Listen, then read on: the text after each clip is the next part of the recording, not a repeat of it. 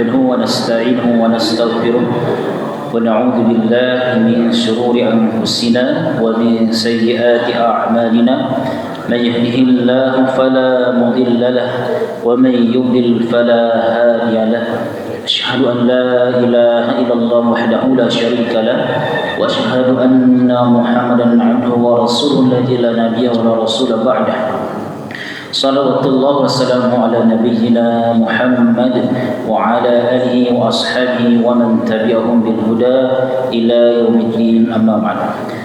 Alhamdulillah, jamaah Masjid Al-Hikmah rahimakumullah, mudah-mudahan salat subuh berjamaah kita diterima oleh Allah Subhanahu wa taala dan mudah-mudahan kita mendapatkan berkah sebagaimana yang pernah disabdakan oleh Nabi sallallahu alaihi wasallam, Allahumma barik ummati fi bukuriha.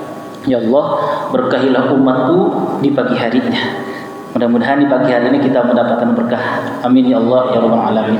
Kemudian Bapak rahimakumullah, mukadimah tadi yang saya bacakan rasanya sering kita dengar Pak ya, kalimat innal hamdalillah nahmaduhu wa nasta'inuhu wa nastaghfiruh wa na'udzu billahi min shururi anfusina wa min sayyiati a'malina dan seterusnya.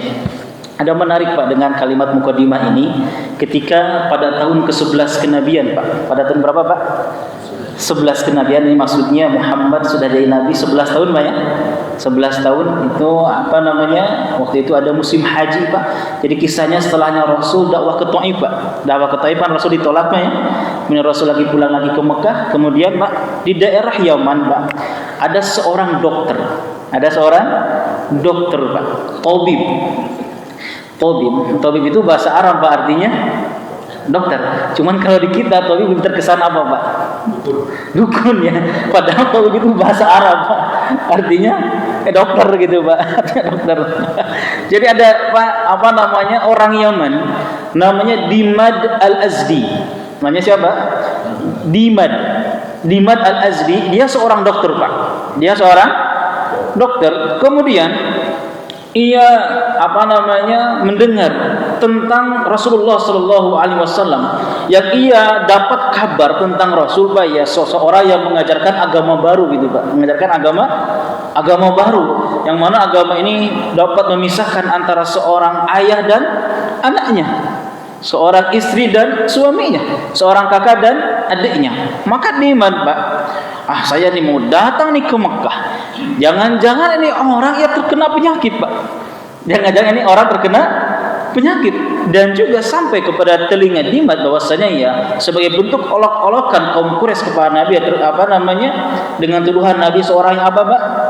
Seorang yang gila kan gitu ya, seorang Nabi yang berpenyakit segala macam. Akhirnya Pak jauh-jauh Pak dari Yaman, Dimad datang ingin menemui Rasul dengan apa namanya, dengan ia beranggapan kalau Rasul terkena apa Pak? Penyakit. Maka Pak ketika Dimad datang ke Mekah, kemudian berjumpa dengan Nabi Sallallahu Alaihi Wasallam, dan Dimad memang orangnya terkenal seorang tabib Pak, seorang dokter, maka Nabi hanya mengucapkan gini Pak, innal hamdalillah nahmaduhu wa nasta'inuhu wa nastaghfiruh wa na'udzu billahi min shururi anfusina wa min sayyiati a'malina man yahdihillahu fala mudilla lahu wa man yudlil fala hadiyalah. Sampai sana Pak. Langsung Dimad, belum aja ngomong setengah, Masya Allah kata Dimad orang Yaman bahasa Arab paham bahasa Arab ya. Wah ini ungkapan gak mungkin terucap, ya Pak, tidak mungkin terucap oleh orang yang terkena apa Pak? Terkena penyakit. Ini kalimat begitu indahnya Pak. Dimad aja belum memeriksa Rasul langsung apa Pak?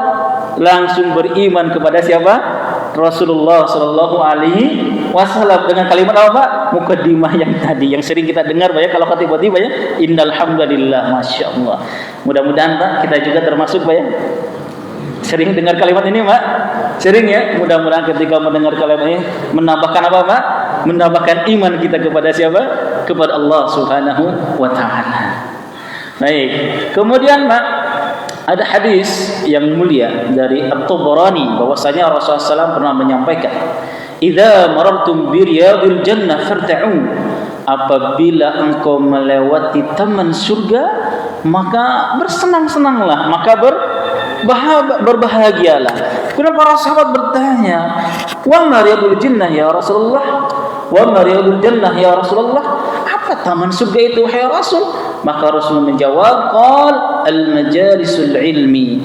Taman surga adalah majlis ilmu. Jadi dalam hadis ini Pak, ketika menghadiri majlis ilmu, farta'u, maka berbahagialah, bersenang-senanglah. Itu Pak. Masyaallah.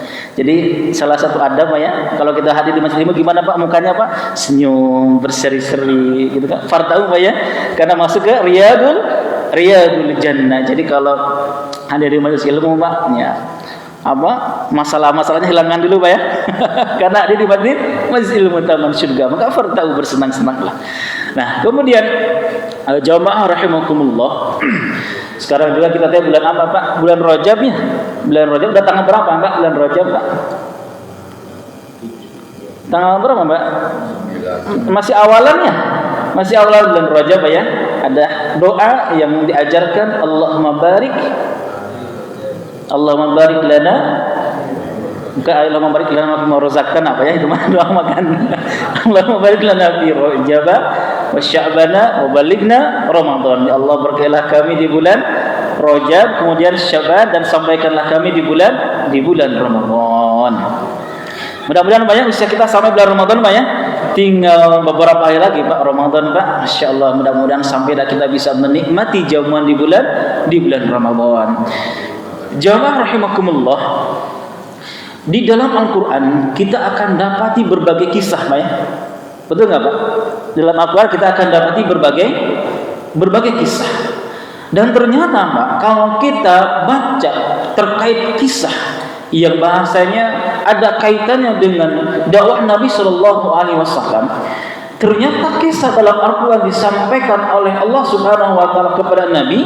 Dan biasanya kalau ayat-ayat berkaitan tentang kisah, maka ini ayatnya termasuk ayat makiyah. Ayat apa Pak? Makiyah. Apa makiyah Pak? Turun di Makkah. Ini ada yang masyhur Pak, dua pemahaman terkait makiyah madaniyah. Yang disebut makiyah adalah ayat yang turun di Mekah. Yang disebut madaniyah ayat yang turun di Madinah. Kemudian pendapat yang kedua, yang disebut ayat makiyah adalah ayat yang turun sebelum Nabi hijrah. Ayat yang turun sebelum Nabi hijrah. Kemudian madaniyah adalah ayat yang turun setelah Nabi hijrah. Gitu Pak ya. Jadi kalau yang kedua bukan tempat, tapi apa Pak? Waktu hijrahnya, dihitungnya waktu hijrah. Maka mana yang paling banyak diambil oleh para ulama? Ternyata bukan tempat. Ternyata makna ayat makiyah adalah ayat yang turun sebelum Nabi hijrah. Ini Pak. Dan madaniyah adalah ayat yang turun setelah Rasulullah SAW hijrah. Itu pemaknaan daripada makiyah dan madaniyah. Nah, ternyata Pak, ayat-ayat kisah yang terdapat di dalam Al-Quran itu turun, hampir mayoritas ayat tersebut turun ketika di fase makiyah atau ketika Nabi sebelum hijrah. Ini Pak, sebelum hijrah. Kenapa ayat-ayat kisah disampaikan oleh Allah Subhanahu Wa Taala kepada Nabi ketika Nabi masih di Mekah? Kira-kira kenapa Pak? Ketahuilah jamaah rahimakumullah bahwasanya dakwah Nabi SAW 3 tahun di Mekah Pak, periode apa? Periode sembunyi-sembunyi Pak ya. Periode sembunyi-sembunyi. Baru di tahun keempat ada istilah yang namanya dakwah secara terangan. Maka ketahuilah, sebelum Allah Subhanahu Wa Taala menyuruh untuk dakwah secara terang-terangan, maka Allah sampaikan dulu kisah Nabi terdahulu kepada Rasul. Kisah pertama yang disampaikan oleh Allah kepada Nabi sebelum Nabi dakwah terang-terang adalah kisahnya Nabi Musa alaihissalam. Kira-kira maknanya buat apa Pak? Kok Nabi sebelum terjun dakwah secara terang-terangan disampaikan dulu kisah Nabi Musa? Kira-kira hikmahnya apa buat Rasul Pak? Kira-kira hikmahnya apa buat Rasul Pak? Ternyata hikmahnya Pak buat Rasul, satu, kata para ulama, ketika ada kisah dalam Al-Quran, maka salah satu maknanya buat meneguhkan hati Rasul. Buat meneguhkan hati Rasul. Kenapa? Karena tidak ada satupun seorang Nabi, seorang Rasul yang diutus kepada umatnya, kecuali para Rasul, para Nabi akan dimusuhi, akan dijauhi oleh umatnya. Sehingga Nabi tidak kaget, Pak. Sehingga Nabi tidak apa? Tidak kaget ketika dakwah. Oh, ternyata dakwah teh mengajak kepada kebaikannya tidak sesuai ekspektasi ternyata. Ternyata tidak semuanya menerima. Kan itu banyak. Oh, gini ternyata Nabi Musa pun juga sama. Ketika dakwah kepada kaumnya Bani Israel, tidak semua menerima. Dan bahkan Nabi Musa dicemooh, kemudian dimusuhi. Oh, ternyata ada gambaran bagi siapa? Bagi Rasulullah Sallallahu Alaihi Wasallam. Dan kita juga kan gitu, Pak ya. Kalau kita lagi diuji musibah, biasanya satu peneguhnya selain ingat kepada Allah, selain zikir kepada Allah, untuk meneguhkan kita apa, Pak? Biasanya, Pak. Biasanya gini, Pak. Saya sakit gigi, ya Allah, orang lain mah ada yang lebih. Itu Pak ya. Itu Pak. Orang lain juga sama. Sehingga kita merasakan tidak seakan-akan kita yang paling menderita dalam merasakan sakit. Dan Rasul juga sama. Ya, Rasul juga sama. Ada gambaran ketika Rasulullah SAW berdakwah. Sehingga oh gini kok. Nabi Musa dakwah tuh gini menghadapi umatnya seperti ini. Nah gitu Pak. Jadi kisah-kisah dalam Al-Quran disampaikan oleh Allah Subhanahu Wa Taala ketika masih periode mana Pak? Periode ketika Nabi di Mekah buat meneguhkan hati Nabi Sallallahu Alaihi Wasallam. Dan pada kesempatan kali ini Pak, saya ingin menyampaikan satu kisah di dalam Al-Quran, mengambil pelajaran Pak ya, mengambil hikmah, yang dimana kisah ini sangat menarik dalam Al-Quran Pak. Dan kisah ini hanya terdapat dalam satu surat saja Pak. Terdapat dalam satu surat, dan satu surat tersebut hanya mengisikan kisah Nabi tersebut saja. Kira-kira Pak, dalam surat apa kisah Nabi yang satu surat itu dari awal ya sampai akhir hanya menceritakan satu kisah Nabi? Kira-kira surat apa Pak? Kisah Nabi Yusuf. Betul Pak? Menarik nggak Pak? Menariknya kisah Nabi Yusuf ini Pak, dari awal sampai akhir tidak menceritakan kisah yang lain, hanya menceritakan kisah Nabi Yusuf alaihissalam. Berbeda misalkan dengan surah Al-Baqarah, penggalan kisah Pak. Kisah Nabi Adam, setelah kemudian sama kisah Nabi Musa, kemudian nanti ketemu kisah Nabi Daud bertemu dengan Talut Pak ya. Kemudian kisahnya Nabi Ibrahim alaihissalam, kemudian kisahnya seseorang yang tidur selama 100 tahun. Pas kita bangun saya tidur berapa lama? Rasanya hanya sebentar. Ternyata sudah berapa tahun Pak? 100 tahun. Nah, beda dengan kisah Nabi Yusuf Pak. Nabi Yusuf ini hanya dalam satu surat saja. Kisahnya Nabi Yusuf, suratnya pun dinamai dengan surat Yusuf. Gitu ya? Suratnya pun dinamai dengan surat Yusuf. Apa tadabbur kita, tafakur kita terhadap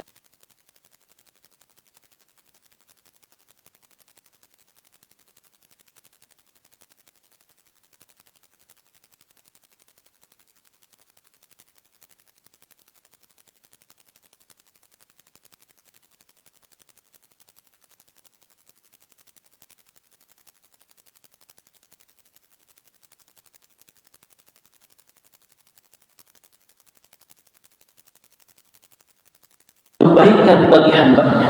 Kita perhatikan Pak Nabi Yusuf alaihissalam. Dalam surat tersebut disebutkan bahwasanya Nabi Yusuf alaihissalam Pak menjadi anak yang paling dicintai, yang paling disayangi oleh siapa Pak? Oleh ayahnya itu Nabi Yakub alaihissalam.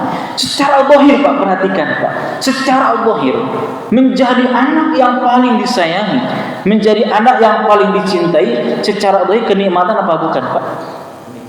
Kenikmatannya, kenikmatan Pak. Tapi justru rasa kasih sayang berlebih yang diberikan kepada siapa? Kepada Nabi Yusuf oleh Nabi Yakub ayahnya. Justru itu Pak yang menyebabkan nanti Nabi Yusuf dibuang oleh saudara-saudaranya Pak ke dalam sumur.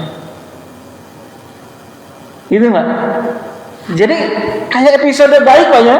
Kayak episode apa? Baik Pak. Disayangi, dicintai, tapi justru episode inilah yang menyebabkan nanti Nabi Yusuf apa Pak? Dibuang oleh saudara-saudara ke dalam sumur Pak. Coba kita bayangkan Pak, Nabi Yusuf dibuang ke dalam sumur oleh saudara-saudaranya. Waktu itu Nabi Yusuf masih anak remaja Pak, Ya, tidak lebih, mungkin usianya ya kurang lebih 10 sampai 12 tahun, Pak. Coba Pak bayangkan, Pak, anak usia 10-12 tahun dibuang ke dalam sumur, Pak. Gimana, Pak?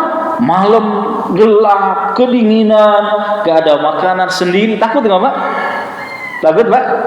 Nah, kita aja kalau di rumah sendiri tadi pas 2:30 ada apa, Pak? Aliran, Pak, ya. Gelap. Bapak gimana kalau di rumah aliran, Pak, sendiri gimana, Pak? Masya Allah. Mungkin beranggapan pertama Pak, ini teh aliran atau apa, ini teh kok gelap sekali, gitu, Pak, ya. Masya Allah, Pak. Tapi perhatikan, Pak, ujian bentuknya penderitaan bagi Nabi Yusuf. Dibuang oleh saudaranya ke dalam sumur, Pak. Gak ada makanan, kedinginan, gelap. Secara zahir, Pak, ini episode, ini ketentuan yang gak baik, betul gak, Pak? Tapi, Pak, ternyata lewat ketentuan inilah nanti Nabi Yusuf akan memasuki istana. Kenapa? Karena nanti Nabi Yusuf akan ditemukan oleh para saudagar, lagi perjalanan haus melihat sumur, kemudian diturunkan apa, Pak?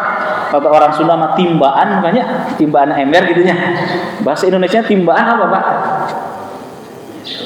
Apa, Pak? Ya gitulah, Pak, ya. Ember ya buat ngambil air, Pak. Kemudian pas begitu diangkat, kok agak berat ini, kenapa? Pas diangkat ternyata ada anak, Pak, usia 10-12 tahun. Kira-kira kalau gitu Bapak kaget nggak, Pak? Kaget, Pak, ya. Kalau ke sumur, Pak, ditarik bukan air, malah anak kecil. Ah, kita ini apaan? Mungkin bisa dilepaskan, Pak. Gitu, Pak. Ini cerita Nabi Yusuf, kemudian diambil dan diperjualbelikan. Ternyata yang membeli Nabi Yusuf adalah seorang yang punya kedudukan di kota Mesir, Pak. Kalau kita bahasanya apa, Pak? Gubernur lah, Pak. Ya, gubernur yang membeli siapa? Nabi Yusuf alaihissalam. Kemudian, Pak, ketika Nabi Yusuf sudah dibeli oleh seorang gubernur, Pak, di Mesir, maka Nabi Yusuf memasuki istana. Yang tadinya, Pak, dibuang ke dalam sumur, tapi sekarang masuk ke dalam istana. Kita tahu di istana, Pak, fasilitas mewah, tempat tidur empuk, enak, kemudian makanan komplit, Pak, ya. Masya Allah, makanan komplit, kemudian dihormati karena Nabi Yusuf dijadikan sebagai anak angkat. Dan secara zahir, Pak, ini pun episode terbaik lagi bagi siapa? Bagi Nabi Yusuf setelahnya dulu dia mendapatkan episode disayangi oleh ayahnya, Pak. Tapi kita perhatikan, Pak, justru malah di istana inilah, Pak, di tempat kemewahan inilah, Pak, di fasilitas yang komplit inilah Nabi Yusuf suatu saat nanti dijebloskan ke dalam penjara. Itu namanya Nabi Yusuf ke dalam penjara. Kenapa dijebloskan, Pak? Ya, kisahnya sudah pada tahu, Pak, ya. Kisahnya sudah pada tahu karena ibu angkatnya sangat tertarik, sangat mencintai kepada siapa? Kepada Nabi Yusuf, sehingga ingin berbuat yang diharamkan. Tapi ini Nabi Yusuf tidak mau, Pak. Masya Allah. Bahwa kalimatnya qala rabbi sijna ahabbu ilayya, ya Allah, penjara lebih aku cintai daripada aku mengikuti hawa nafsu ibu angkatku. Masya Allah. Kemudian Nabi Yusuf, Pak, tadinya di istana dijebloskan kemana, Pak? Ke dalam penjara. Ya, penjara tidak sama dulu seperti halnya Nabi Yusuf dibuang ke dalam sumur, Pak. Ya, di penjara gimana, Pak, ya? Tidak bisa bebas, Pak, Nabi Yusuf. Dan ya, siapa orang yang ingin cita-cita ingin masuk penjara? Nggak ada, Pak, ya. Dan ini pun, Pak, episode seakan-akan episode yang buruk lagi bagi Nabi Yusuf, Pak. Tapi ternyata di balik episode Nabi Yusuf dijebloskan ke dalam penjara, justru suatu saat nanti bukannya sekedar Nabi Yusuf masuk ke dalam istana, tapi Nabi Yusuf punya jabatan di dalam istana. Karena Nabi Yusuf nanti mentakwilkan mimpi, Pak, ya? Nabi Yusuf mentakwilkan mimpi dan Nabi Yusuf diangkat menjadi, kalau bahasa sekarang, Pak, orang yang mengurus lahan makanan, Pak. Kalau di kita apa, Pak, bahasanya, Pak? Menteri apa, Pak? Pertanian, Menteri Keuangan, Pak, ya. Masya Allah, jadi orang yang berkuasa Nabi Yusuf, Pak. Nah, kemudian kisah singkatnya gini, Pak, ketika Nabi Yusuf telah menjadi orang yang punya jabatan di kota Mesir, Pak, kemudian datang musim paceklik, Pak, musim kemarau yang panjang, sehingga banyak orang-orang yang kekurangan makan. Maka saudara-saudaranya, Pak, yang jauh datang ke Mesir guna untuk meminta bantuan. Ternyata yang berkuasa di tempat itu siapa, Pak? Nabi Yusuf, adiknya yang dulu mereka buang. Maka, Pak, di surat Yusuf ayat ke-90-nya Pak. Kemudian saudara-saudaranya bilang gini, A'udzubillahi minasyaitonirrajim. Qalu a innaka la anta Yusuf. Dengan bentuk keheranan, Pak. Mereka berkata, benar ini engkau teh Yusuf. Qalu a innaka la anta Yusuf. Qala ana Yusuf wa hada akhi. Kemudian Yusuf bilang, iya, aku ini Yusuf. Mereka semakin bengong, Pak. Kok bisa? Ini saudaraku Yusuf, dulu kami buang ke dalam sumur. Tapi sekarang justru kenapa? Sekarang Yusuf yang punya kedudukan, sekarang Pak punya kedudukan dan maha berkuasa. Qalu innaka la anta Yusuf. Masih bentuk heran. Kemudian Yusuf menjawab, qala ana Yusuf. Ya, aku Yusuf. Gitu, Mbak. Qala ana Yusuf. Ya, aku ini Yusuf. Kemudian, Pak, masih dalam bentuk keheranan seakan-akan kok bisa, kenapa? Maka Nabi Yusuf, Pak, menyampaikan bahasanya kuncinya, Pak. Kunci Nabi Yusuf bisa menjadi orang yang mempunyai kedudukan yang tinggi Pak di kota Mesir. Bukan hanya kedudukan di mata Allah saja sebagai seorang nabi, Pak, tapi di mata manusia juga. Nabi Yusuf mengatakan, innahu may yattaqi wa yasbir fa innallaha la yudhi'u ajral muhsinin. Sesungguhnya barang siapa yang bertakwa wa yasbir dan bersabar, fa innallaha la yudhi'u ajral muhsinin. Jadi 3 kunci, Pak. 3 kunci bagi Nabi Yusuf, resep Nabi Yusuf 3 kunci menghadapi setiap problema, menghadapi setiap ujian yang Allah berikan kepada Nabi Yusuf. Yang pertama, innahu may yattaqi, barang siapa yang bertakwa. Ternyata kuncinya apa, Pak? Yang pertama, ternyata kuncinya adalah ketakwaan kepada Allah Subhanahu wa taala. Dan Masya Allah, Pak, imbalan takwa seseorang kepada Allah, imbalannya luar biasa banyak, Pak, akan kita dapati dalam Al-Quran. Bahkan kalau negara kita pun ingin diberkahi harus apa, Pak? Harus bertakwa. Walau anna ahlal qura amanu wattaqau la fatahna alaihim barakatim minas sama'i wal ard. Sekiranya penduduk bumi ini, Pak, sekiranya penduduk kampung, penduduk desa, penduduk suatu negeri, mereka beriman dan bertakwa, la fatahna alaihim barakatim minas sama'i wal ard, maka kami akan bukakan pintu keberkahan dari langit dan dari bumi. Syaratnya harus beriman dan bertakwa. Berkaitan tentang takwa ini, Pak, ada kisah yang menarik juga, Pak, yang bisa kita dapati pada dalam hadis Riyadhus Shalihin, Pak, ya, di bab awal, di bab ikhlas, Pak. Masih ingat, Pak, kisah cerita tentang 3 seseorang yang perjalanan, mereka kena terjebak dalam gua. Masih ingat, Pak, ya? 3 orang, Pak, dalam perjalanan, kemudian masuk gua, maksudnya untuk beristirahat. Ternyata pintu gua tertutupi oleh apa, Pak? Batu yang besar, tertutup sehingga mereka tidak bisa keluar. Maka, Pak, masing-masing di antara mereka memohon kepada Allah dengan menyebutkan masing-masing kebaikannya, Pak. Menyebutkan kebaikannya masing-masing. Maka ada salah seorang di antara mereka mengatakan gini, ya Allah, aku dulu sangat mencintai sepupuku, Pak. Mencintai apa? Sepupuku, Pak. Sangat tertarik kepada sepupuku. Suatu ketika sepupuku datang kepadaku meminta bantuan karena Bapak mengalami kekurangan, Pak, kekurangan materi. Kemudian aku kasih ini uang, aku berikan kepada engkau, tapi dengan satu syarat. Ini bukan bentuk sebagai pinjaman, tapi serahkan dirimu kepadaku, Pak.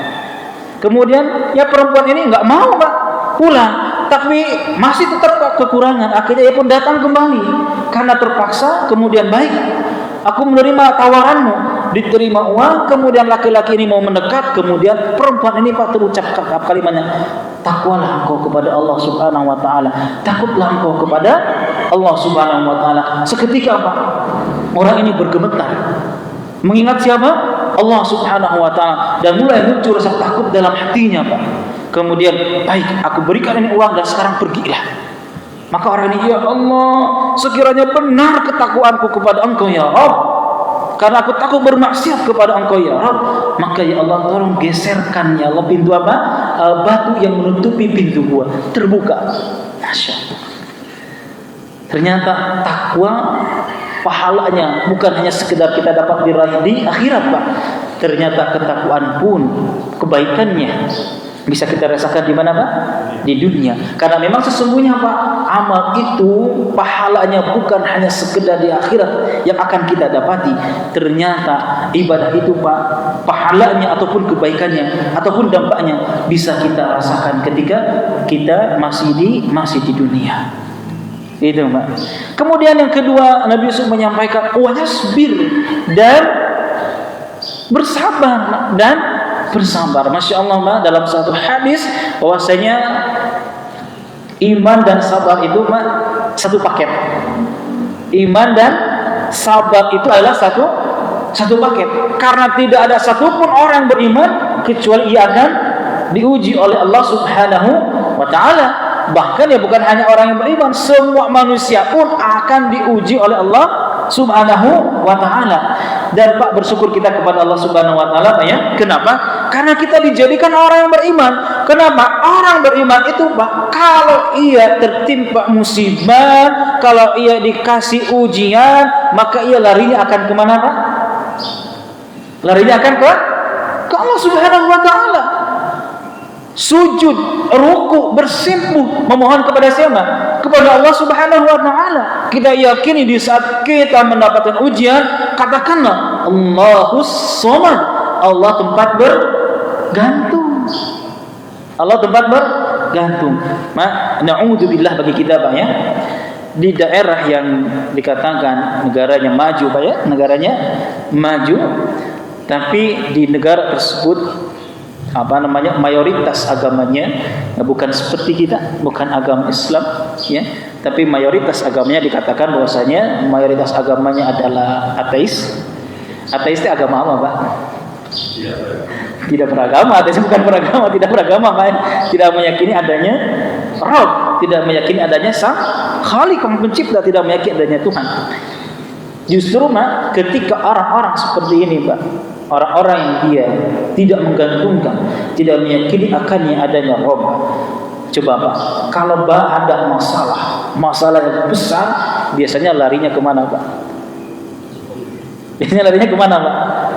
Biasanya larinya adalah menyudahi hidupnya. Maka di negara tersebut, negara apa Pak? Negara tersebut ada satu hutan. Ya, ada satu hutan khusus Pak. Hutan itu hutan buat apa Pak? Buat orang kalau sudah ribet dengan masalah, lari ke hutan tersebut, udah menyudahi hidupnya Pak. Di daerah mana Pak? Ada yang tahu Pak? Di daerah Jepang. Di daerah Jepang yang negaranya maju gitu Pak ya. Itu kalau sudah ribet masalah, ya lari kemana ke hutan tersebut, sudah menyudahi hidupnya. Apa namanya hutannya Mbak? Saya lupa, silakan buka di Google aja Pak ya. Nanti ada hutan, Masya Allah. Nah, kita seorang beriman bersyukur kepada Allah Subhanahu wa taala, Pak. Yakin akan adanya janji Allah. Yakin akan adanya pertolongan Allah Subhanahu wa taala, wa yasbir, dan bersabar. Bagaimana kesabaran Nabi Yusuf? Kita tahu kan Pak ya? Penjelasan para ulama, kesabaran itu sabar dalam ketaatan, kemudian sabar dalam menjauhi larangan, sabar dalam musibah, kan gitu Pak ya? 3 hal. Maka Nabi Yusuf Pak dalam kisahnya beliau sabar menjauhi larangan Pak. Kan diajak Pak ya? Diajak oleh siapa Pak? Oleh yang Masya Allah punya kedudukan, cantik lagi Pak. Waduh, tapi Nabi Yusuf bersabar Pak atas apa? Menjauhi larangan Allah Subhanahu wa taala. Bahkan Pak, ini saya lihat di sini pada tulisannya Pak ya. Orang yang akan mendapatkan naungan, kan gitu Pak ya. Orang yang akan mendapatkan naungan pada mahsyar, di hari mahsyar, yang tidak ada naungan lagi pada waktu itu kecuali Allah akan berikan kepada 7 golongan. Salah satunya apa Pak?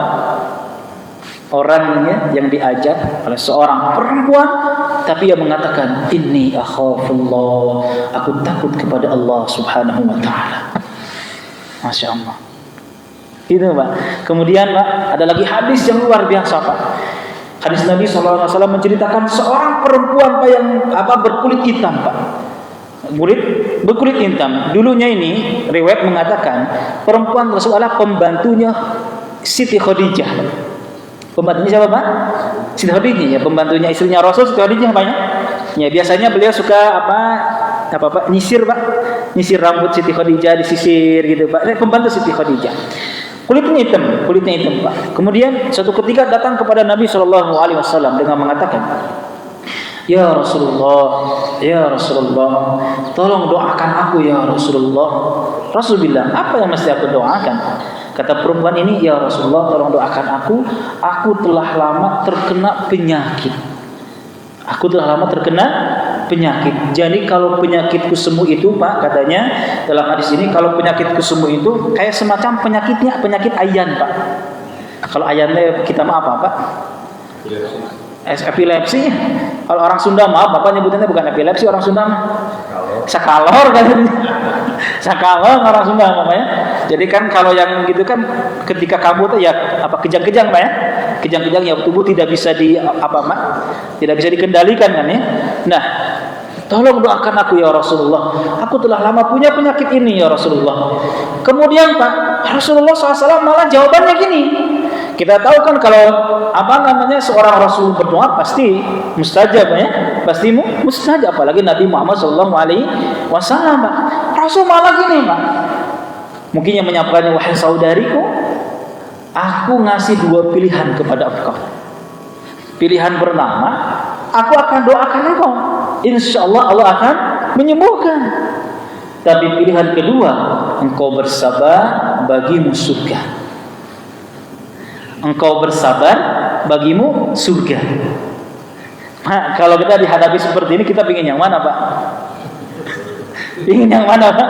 Kata Rasul bilang kepada perempuan tersebut, kalau engkau mau, aku doakan kepada Allah, insya Allah Allah akan menyembuhkan penyakit engkau.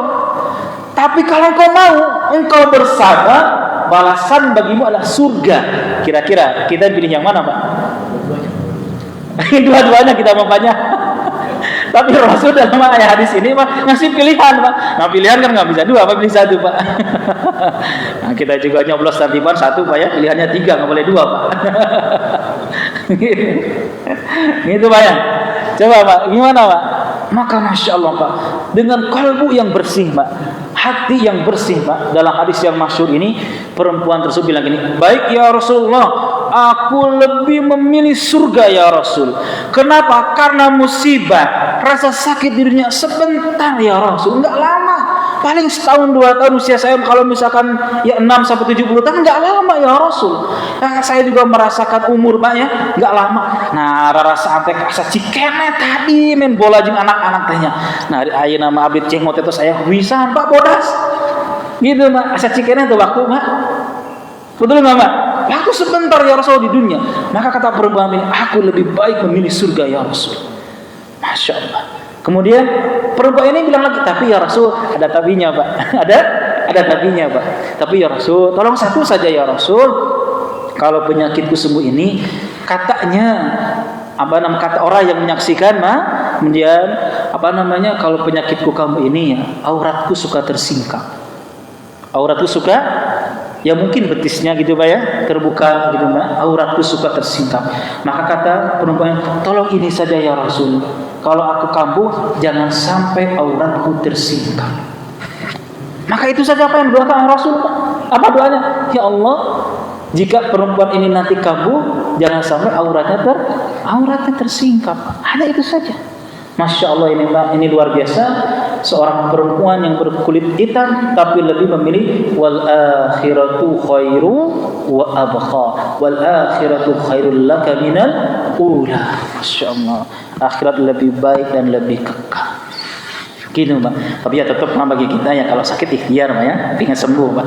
Sebagai bentuk ibadah Pak. Itu karena di hadapan Nabi dikasih pilihan. Kemudian Pak itu Pak, kunci yang kedua dari Nabi Yusuf alaihissalam, sabar. Kemudian yang ketiga, fa innallaha la yudhi'u ajral muhsinin. Sesungguhnya Allah tidak akan pernah tidak pasti, Allah pasti akan senantiasa membalas orang-orang muhsinin. Jadi ketiga jadi muhsinin. Apa muhsinin Pak? Orang yang senantiasa berbuat kebaikan dalam kondisi apapun. Orang yang senantiasa berbuat apa? Kebaikan dalam kondisi apapun. Masya Allah, muhsinin, senantiasa berbuat kebaikan yang luar biasa. Ya, apa ya dalam hadis sebagai contoh luar biasa banyak. Nabi kita Nabi Muhammad Sallallahu Alaihi Wasallam. Ini juga kisahnya masyhur, Pak. Ya, kita juga sering dengar ketika Rasul wafat. Ketika apa, Pak? Rasul wafat. Sahabat terdekat Nabi Alaihissalam Abu Bakar As-Siddiq bertanya kepada Aisyah, anaknya, plus sekaligus Aisyah adalah istri Nabi Muhammad Sallallahu Alaihi Wasallam. Abu Bakar bertanya, ya Rasulullah, ya Aisyah, wahai Aisyah anakku, perbuatan apa yang Rasul lakukan yang belum pernah aku lakukan? Gitu, Mbak. Perbuatan apa? Kebiasaan apa yang dilakukan oleh Nabi yang belum aku lakukan? Maka Aisyah mengatakan gini, wahai ayahku, ada satu kebiasaan Rasul yang belum ayah lakukan, yaitu Rasul suka menyuapi, ngasih makan seorang pengemis buta di pinggir jalan. Kemudian coba mana tunjukkan pengemis yang mana? Tunjukkan oleh Aisyah. Datang Abu Bakar menyuapi pengemis tersebut. Begitu disuapi oleh Abu Bakar, pengemis tersebut bilang, engkau siapa? Abu Bakar bilang, aku orang yang biasa menyuapi engkau. Kata pengemis, bukan, beda rasa namanya. Engkau bukan orang yang biasa menyuapi aku. Kenapa? Kata Abu Bakar, karena orang yang biasa menyuapi aku orangnya lembut. Engkau kasar. Kebayang nggak, Mbak? Abu Bakar aja orangnya paling lembut sahabat, Mbak. Jadi nggak ada sahabat paling lembut kecuali siapa, Mbak? Abu Bakar. Ini dibanding Rasul lebih lembut daripada Abu Bakar. Maka Abu Bakar masih dikatakan apa, Mbak? Kasar oleh pengemis buta ini. Kemudian Abu Bakar mengatakan, iya, aku memang bukan orang yang biasa menyuapi engkau.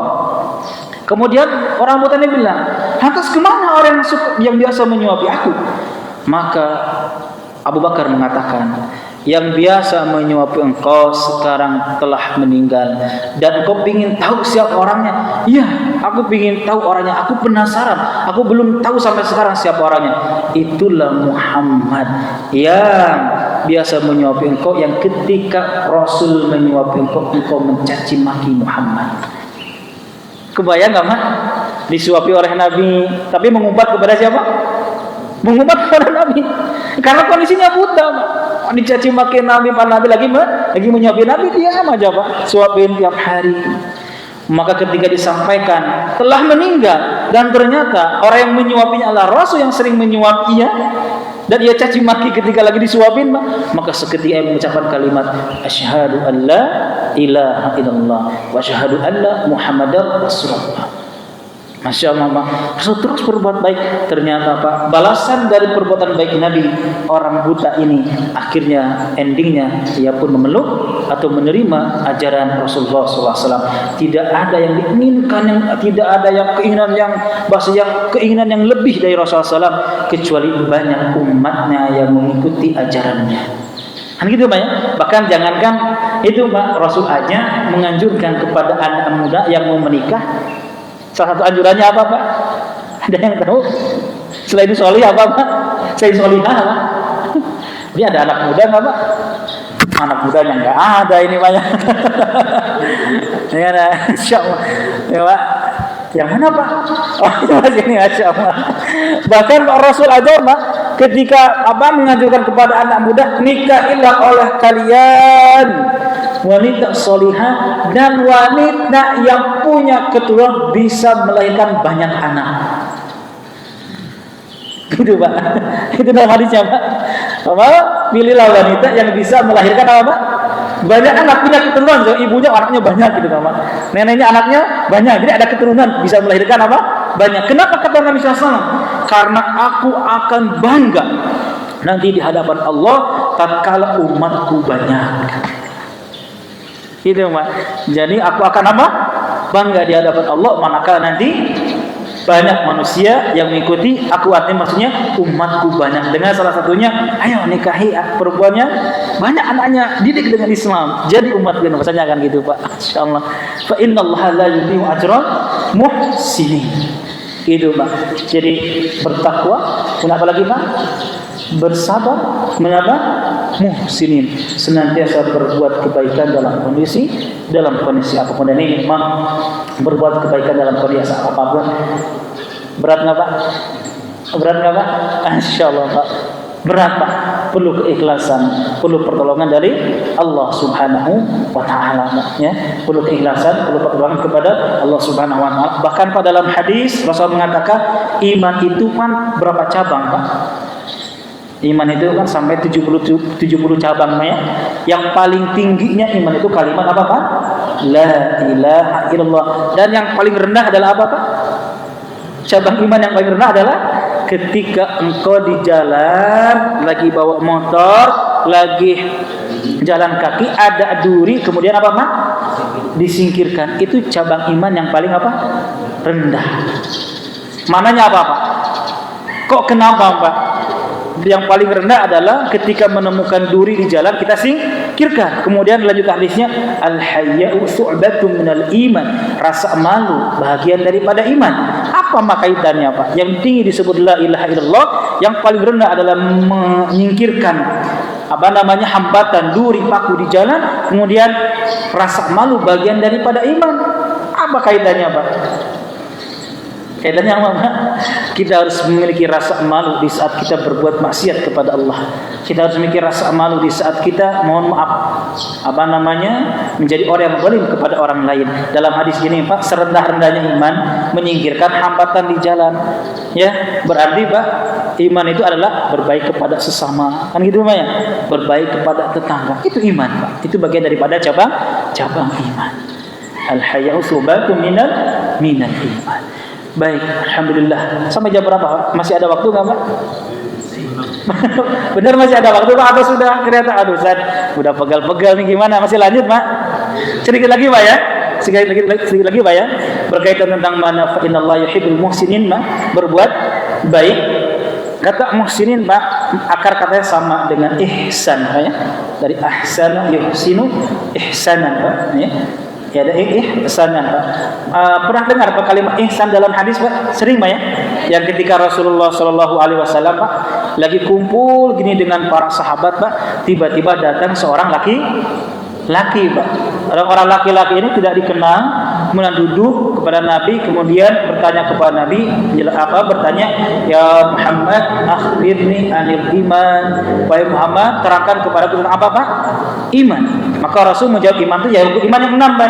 Iman pada Allah, malaikat, Rasul dan yang seterusnya.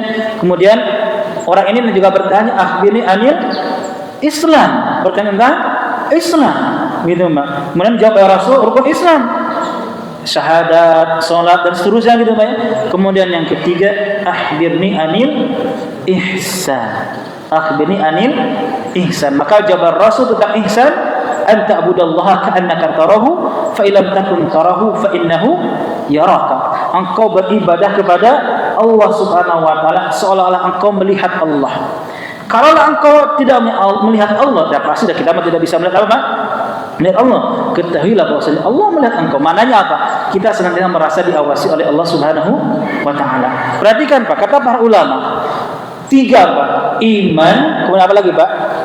Islam, ihsan. Kalau kita lihat Pak, ketiganya ini adalah, kalau diibaratkan Pak, iman adalah akarnya. Iman adalah akarnya. Islam adalah batangnya. Semakin kokoh akarnya, maka semakin kokoh batangnya.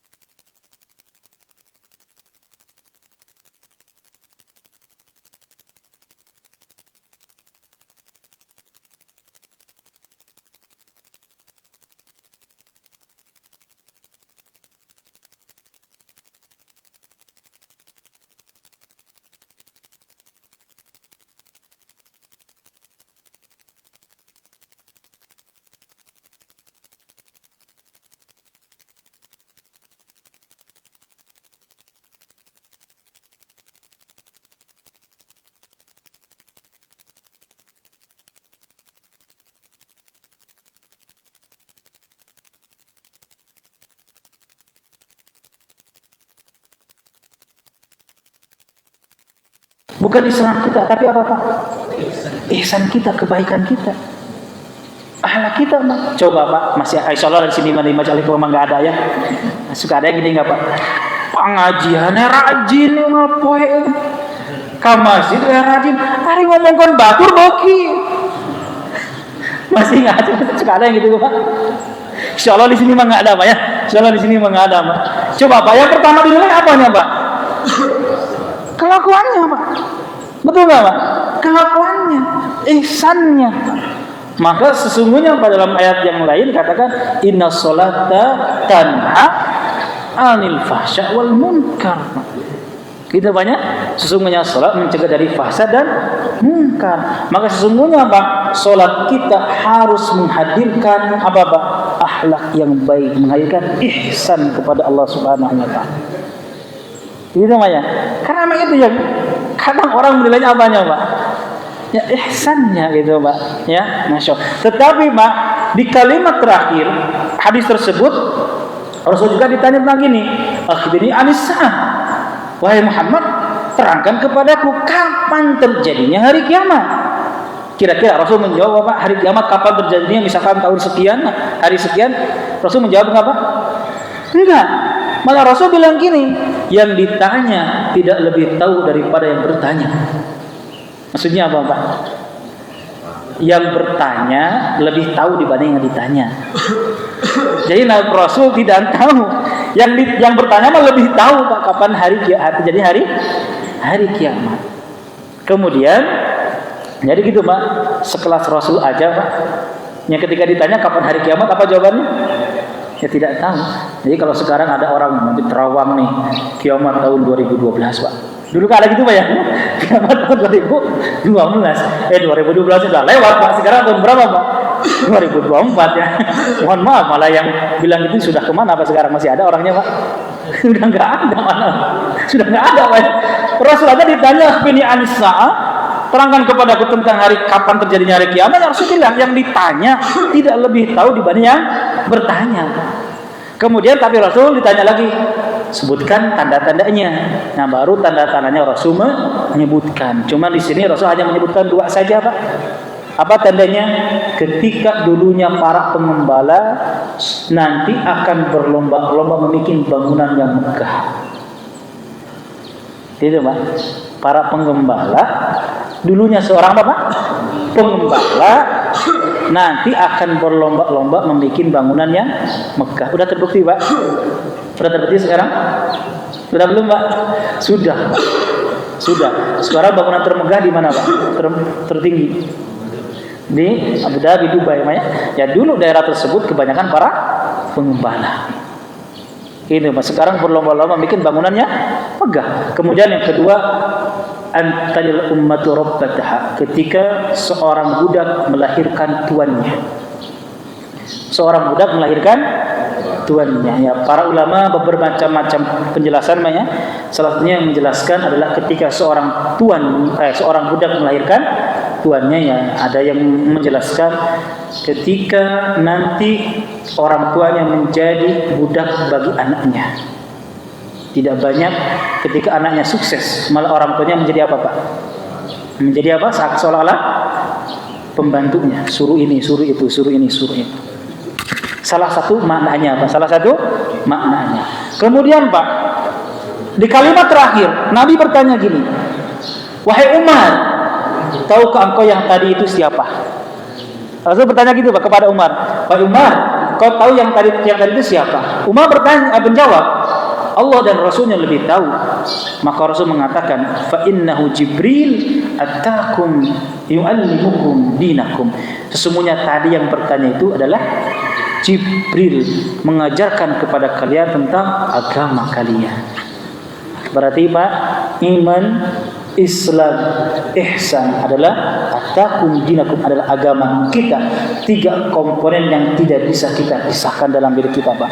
Jadi kita harus ada iman, diri kita harus ada Islam, dan diri kita harus ada ihsan. Saya masih teringat, mungkin Bapak juga ada pernah nonton Pak ya, di acara TV Pak, seorang ustaz, Masya Allah jawaban beliau luar biasa. Ketika seorang ustaz ditanya, "Ustaz, saya telah melakukan perbuatan apapun telah saya lakukan kecuali sholat." Ada yang pernah dengar itu, Pak? Ada ya? Ada apa ya? Bilang apa? Kecuali apa? Sholat. Ya. Dan ketahuilah bahwasanya berarti ia belum paham. Islam itu 3 komponen. Iman, Islam, ihsan yang tidak bisa kita pisahkan. Orang yang mengatakan beriman dia harus berislam. Orang yang berislam pun dia harus beriman kepada Allah Subhanahu wa taala, dan endingnya ia harus berihsan, berbuat baik. Baik, itu saja Pak ya yang bisa saya sampaikan, mudah-mudahan bermanfaat. Di kajian ini agak nyampur, ada kisah tentang Nabi Yusuf Pak ya, ada penjelasan tentang hadis hadis riwayat Imam Muslim berkaitan tentang iman, Islam dan ihsan. Sekali lagi mudah-mudahan kisah Nabi Yusuf menjadikan inspirasi bagi kita Pak ya, menjadikan hikmah pelajaran bagi kita semua, bahwasanya setiap episode, setiap ketentuan yang Allah berikan kepada kita, ketahuilah bahwasanya ketentuan tersebut mengandung apa Mak? Mengandung hikmah kepada kita. Mungkin ada kalanya Pak, hari ini kita tidak tahu hikmahnya apa, tapi bisa dirasakan, oh ya Allah, ternyata hikmahnya ini, kebaikannya ini, gitu Pak ya. Dan supaya lolos akan setiap episode yang Allah berikan kepada kita, maka tips Nabi Yusuf mengatakan, pertama apa Pak? Meyattaqi, pertama bertakwa, kedua yasbir, kemudian bersabar, yang ketiga adalah fa innallaha la yudhi'u ajral muhsinin, tetap senantiasa berbuat baik dalam kondisi apapun. Alhamdulillahirrahmanirrahim. Bapak rahimakumullah, jamaah rahimakumullah, itu bisa saya sampaikan, mudah-mudahan bermanfaat, dan mohon maaf jika ada salah dan khilaf. Mudah-mudahan kita senantiasa diberikan ampunan oleh Allah Subhanahu wa taala, senantiasa kita diberikan keberkahan oleh Allah Subhanahu wa taala, dan mudah-mudahan usaha kita sampai nanti bisa menjamu bulan suci Ramadan. Subhanakallahumma bihamdika asyhadu an la ilaha illa anta astaghfiruka wa atubu ilaik. Assalamualaikum warahmatullahi wabarakatuh.